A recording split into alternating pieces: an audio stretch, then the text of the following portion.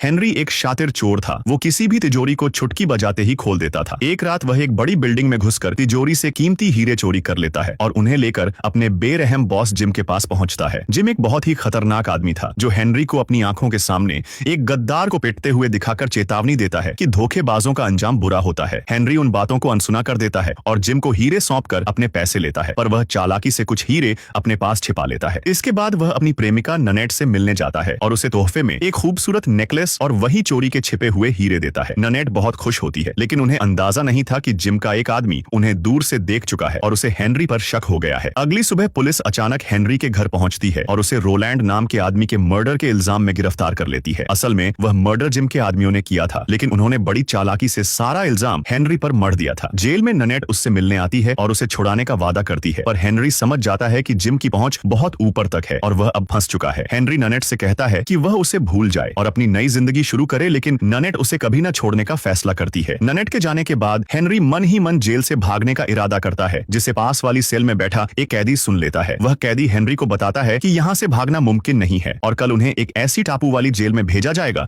जहाँ से कोई वापस नहीं आया। अगले दिन सभी कैदियों को एक जहाज में भरकर समुद्र के बीचों बीच बनी उस खौफनाक आइलैंड जेल की तरफ ले जाया जाता है। जहाज पर जूलियट नाम का कैदी हेनरी को लुइस डीगा नाम के एक बहुत अमीर कैदी के बारे में बताता है, जिसके पास बहुत सारा पैसा है। सबको शक था कि डीगा ने अपने पैसे पेट के अंदर छिपा कर रखे हैं और जूलियट समझाता है कि जेल से भागने के लिए हेनरी को डीगा के पैसों की जरूरत पड़ेगी। हेनरी तुरंत डीगा के पास जाता है और उसे ऑफर देता है कि जेल के खूंखार कैदियों से बचने के लिए उसे सुरक्षा की जरूरत है जो सिर्फ हेनरी दे सकता है। पहले तो डीगा को हेनरी की बातों पर भरोसा नहीं होता और वह कहता है कि वह अपनी हिफाजत खुद कर सकता है, लेकिन उसी रात डीगा अपनी आंखों से देखता है कि एक कैदी ने दूसरे कैदी का पेट सिर्फ इसलिए फाड़ दिया ताकि वह उसके अंदर छिपे पैसे निकाल सके। यह खौफनाक मंजर देखकर डीगा की रूह कांप जाती है और उसे समझ आता है कि अगली बारी उसकी हो सकती है। सुबह होते ही डीगा भागकर हेनरी के पास जाता है और कहता है कि वह पैसे देने के लिए तैयार है, बस उसे जिंदा बचा लिया जाए। हेनरी उसकी बात मान लेता है और दोनों एक दूसरे का साथ देने का फैसला करते हैं। आगे की स्टोरी और भी ज्यादा इंटरेस्टिंग है। कमेंट करो, पार्ट 2 वीडियो मिल जाएगी।